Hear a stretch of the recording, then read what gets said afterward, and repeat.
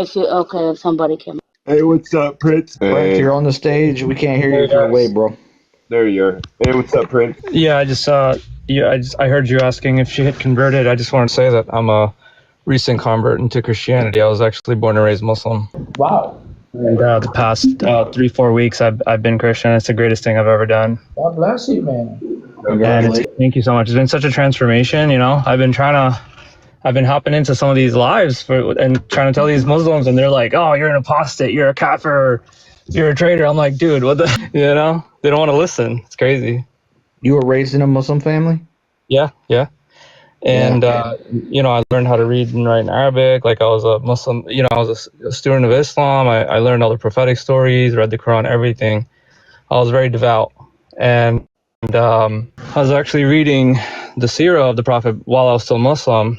And it was my second time reading it. And there was, you know, there's a lot of stories and stuff. And they were talking about the black stone and how they used to worship it before Islam. And that kind of got me thinking, like, you know, why are they incorporating a pagan object into the religion? And the fact that the Kaaba was also being circumvented by pagans at the time, that was like kind of adopted as well into Islam. And that kind of got me thinking, like, what's going on here? Like, if God was to really create a religion, why would he just, you know, take on pagan, you know, rituals and traditions when Islam was a movement against paganism, you know? And that kind of got me on this whole like wormhole of doing more research and stuff, and it kind of led me to Jesus, and I'm just so glad. And God bless you. What a great story. I am 235 days old. You are a few weeks old. Dolly, Yes. you're coming to Jesus very soon. And inshallah, I'm still, you know, learning. So not baptized yet because I need to finish reading the Bible because I'm not just, you know, reading it. I'm also like, you know, I'm still like in a studying process where, you know, I like to have, you know, a teacher. You know, I'm in like, you know, teaching studies about it. Yep, no problem. That's good. Yeah, I took good 7-8 months of teaching. Yeah, I mean learning it before I took anything. So, unlike the Muslims, we don't we don't look at it as like on TikTok. I say these guys look at it as like some sort of a factory or something. They're like, take your shahada, take your shahada, take your shahada. You know, we're like, no, you're doing good. You're reading. Everything you're saying is. You know what it is when you're a Muslim. Like yeah. Go ahead. Sorry. Yeah, the idea of dawah is it's about celestial greed. Yeah, it's about celestial greed. So, what Muslims, like, you know, growing up Muslim, what they teach you is if you can convert someone to Islam, every single one of their deeds, every single one of their deeds becomes a part of your time in it. You know? I'm glad you're doing that, and it seems like you're trying to convince your mother about it too. Prince Truth, also you heard about the Black Stone back then during you plan on doing the Ali Dawah thing tomorrow, huh? Before you're gonna do it solo, or you're gonna do it early enough with Logic? Probably not early enough because I don't get off work till 8. Was my mic off? Did you? I don't know if I turned my mic off right now or not. I don't know if you heard me, Chris. The Ali Dawah thing, you're gonna do it with Logic early tomorrow, or you're just gonna do it solo? No, yeah, I'm going to do it early tomorrow, or early for me, because I get off work at 8 o'clock at night. So I'll be going live at 8 o'clock at night, which will probably be too late for Logic, I imagine, being in the UK. Yeah, guys, real quick. We have there's a young man in the comments that has a question. He doesn't, he says he can't come up because he's underage, so he wants to respect that. But looks like he said, if Islam is so easy to debunk, how are there still Muslims who confidently say they debunked argument? Hajimini. If you go over to my YouTube account, you can come up and you can actually talk with me, so we won't have to talk through chat because there's no age requirement on YouTube. So if you really want to talk and get some questions answered, you can come on over to YouTube and click the link that's in my chat, and you can come up and talk to me. And appreciate that Holy giving out another membership. That's like 153 memberships he done gave out just this one live stream. I appreciate you, Holy. You the man. I ain't gonna lie. I don't think I ever seen that many memberships given out before on anybody live stream. So I appreciate it. Yeah, if anybody in the chat that want to come up and talk on both panels, both sides of the YouTube or TikTok, hit the request button or click the link at the top of the chat. Look like we having a ex-Muslim reunion around here, huh? Like everybody's living Islam. Is it still the fastest growing religion? No, it's the only reason why it was fastest was because of the birth rate, the biological birth rate percentage. But if you look at the actual conversion rate of Christianity, it's 5% compared to Islam, which is 2.5%. So the country is actually double that of Islam. Right. I'm getting some static. I'm gonna have to reconnect my device real quick. Sorry about that, y'all. I don't know why it does that sometime. I don't know why it does that. Yeah, gotta hook it back up real quick.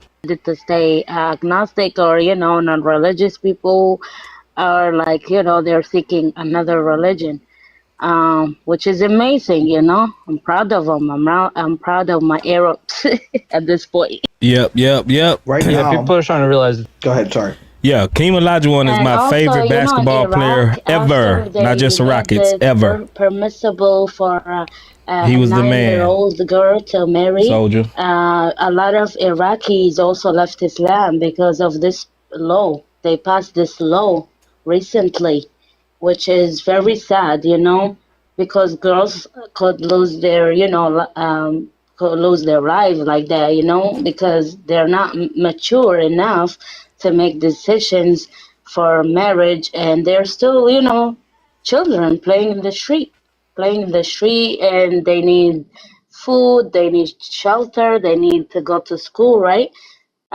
So they're not prepared for, to be under one ceiling with a man, just like Aisha. What Muhammad did with Aisha, he raped her. I read there was a report that came out in 2023 from, I guess, one of the ministers, a senior government. I got a guest on YouTube. I'm going to hop over on YouTube and speak to my guest real quick. Barry, you're still on the panel on YouTube, so you can join in the conversation. Y'all hold it down over here while I jump over there. You got it. But what I was saying was that there was a senior government minister. How you doing, Mr. Warren? Oh, hold on. Say that again. I can't hear you. Can y'all hear Mr. Warren? Chat? I don't even see him in the thing. Yeah, I can't. I hear you, Bear, but I can. Oh, that's why I gotta add him to the stage. Duh. Go ahead, Mr. Warren. How you doing? I'm okay. How's it going? I'm good. You Muslim? Yes, I am. Okay. Good to see you. Nice to meet you, bro. You too. All right. You want to give it a shot of finding Muhammad in the Bible? Well, I mean, I guess, the Bible wouldn't be a book of prophecy if Islam and the Prophet Muhammad wasn't in the Bible. Okay. So that's kind of like a no starter for me, because I know the Bible to be a book of prophecy. So I know that Islam and the Prophet Muhammad is prophesied in there. Okay. So you want to give me a verse? I mean, there's many verses. I mean, you have to pick and choose. Well, let's just start with the most. Let's start with the most convincing one that you have. I would say Deuteronomy 18:18 is pretty convincing. Deuteronomy 18:18. Let's challenge you on that one real quick. Also say Isaiah 42. Okay. We can get to that one in a minute. Let's start with Deuteronomy 18:18. All right. Yeah, go ahead. You got a Bible? No, I don't have a Bible with me. I'm pretty sure you read the verse before, right? Yeah, I have. Okay. Bear, you want to take this one? Yeah, if you want. So Deuteronomy 18:18, you believe that prophet that is being prophesied amongst them is Prophet Muhammad? Yeah. Okay. Is Prophet Muhammad from the line of Jacob? Is Prophet Muhammad from the line of Jacob? No, he's from the line of Ishmael, I believe, but Ishmael and Isaac were brothers. So their descendants are first cousins. Well, yeah, they are. Ishmael and Isaac are brothers, but nonetheless, is he talking to the Ishmaelites? I believe he's saying he's going to raise up a prophet like unto your brethren. So, he's not talking to. Moses had a brother Aaron, and so Ishmael and Isaac were brothers. I mean, I don't know what brother Jesus. Aaron would come from the house of Jacob. Aaron came from the house of Jacob, just like Moses. They're brothers.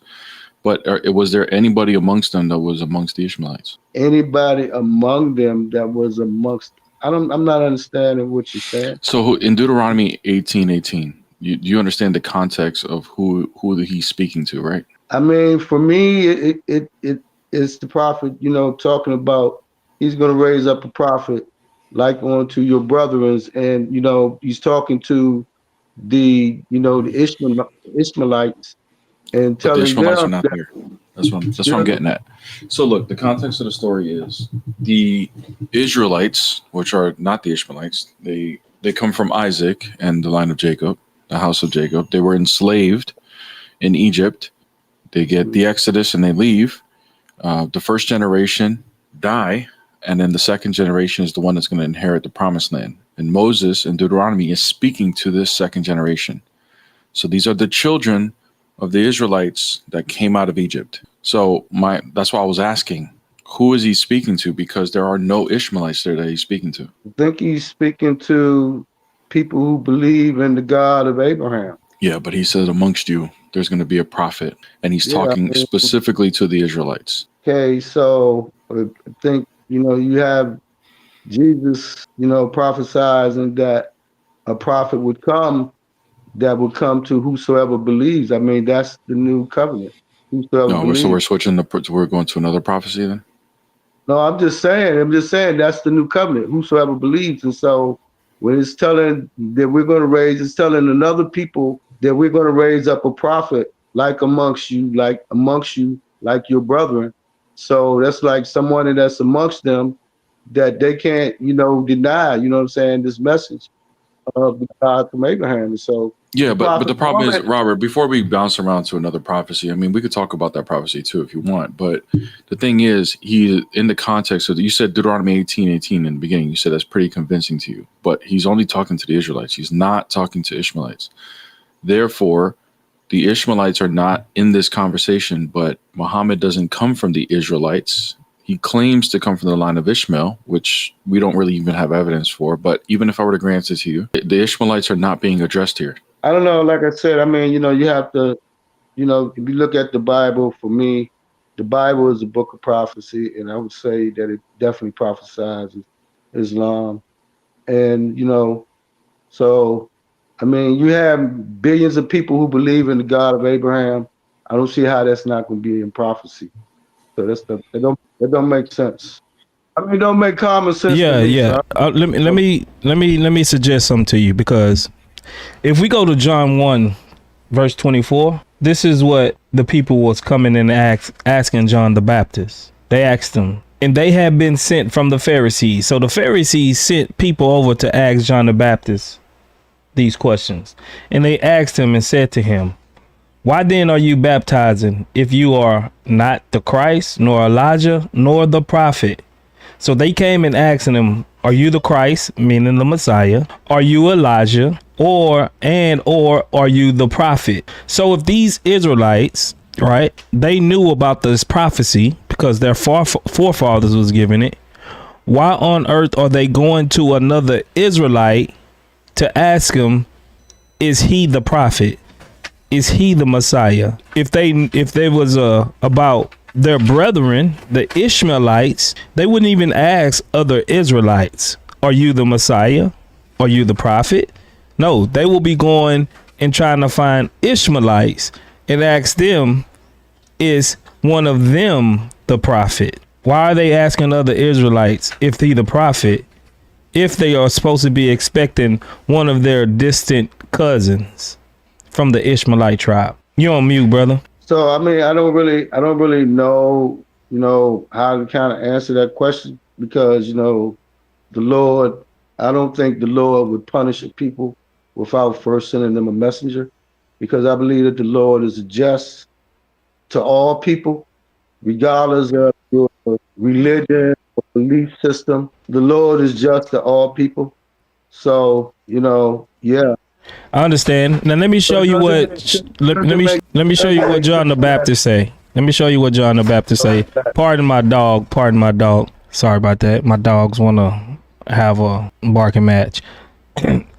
John the Baptist said, John answered them. He said, I baptize with water in your midst stands one of you whom you don't know, the one who comes after me, of whom I am not worthy to untie the strap of his sandals. These things took place in Bethany on the other side of the Jordan where John was baptizing. On the next day, he saw Jesus coming to him and said, "Look, the Lamb of God who takes away the sin of the world. This is the one about whom I said, that will come after me is coming a man who is ahead of me, because he existed before me." So John the Baptist is answering their question, pointing to Jesus, saying, this is the prophet. This is the Christ. This is the one that was supposed to come after me, but he came before me, right? Before the world even existed. So John the Baptist is answering their question. There's no room left for interpretation. We know exactly who this prophet like Moses is supposed to be, according to Deuteronomy 18. From the Israelites, who they went and asked, was he that prophet?